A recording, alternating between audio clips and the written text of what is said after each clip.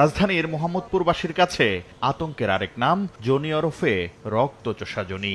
দীর্ঘদিন ধরেই এই এলাকায় নানা অপরাধের অন্যতম গডফাদার এই সন্ত্রাসী।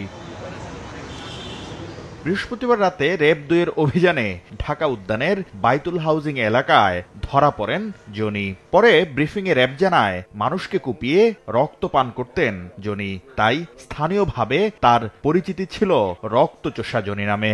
অপরাধ কার্যক্রমে ছিনতাই বা দস্যুতায় লিপ্ত হবে মর্মে প্রস্তুতি গ্রহণ করছে মর্মে তথ্যের ভিত্তিতে আমরা অভিযান পরিচালনা করি এবং এই অভিযানে আমরা রক্তচোষা জনিকে দেশীয় অস্ত্রসহ গ্রেপ্তার করি।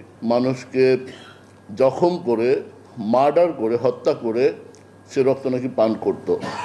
তো এইভাবে তার নাম এসেছে রক্তচোষা জনি। দেশীয় অস্ত্র ঠেকিয়ে ঢাকা উদ্যান ও আশেপাশের এলাকায় ছিনতাই ছিল জনির নিত্যদিনকার কাজ। এর আগেও একাধিকবার অভিযান চালানো হয় তাকে ধরতে, কিন্তু কৌশলে প্রতিবারই পালিয়ে যেতেন জনি। জনি ওরফে রক্তচোষা জনি নামে এক সন্ত্রাসী তার কিশোর গ্যাং টিমকে সে নেতৃত্ব দিয়ে বিভিন্ন অপরাধ কার্যক্রম এই মোহাম্মদপুর আদাবর ঢাকা উদ্যান হাউজিং এলাকায় চালিয়ে যেত। জনির বিরুদ্ধে মোহাম্মদপুর থানায় মাদক ব্যবসা, ছিনতাই ও হত্যাসহ 5টি মামলা রয়েছে বলে জানায় র্যাব।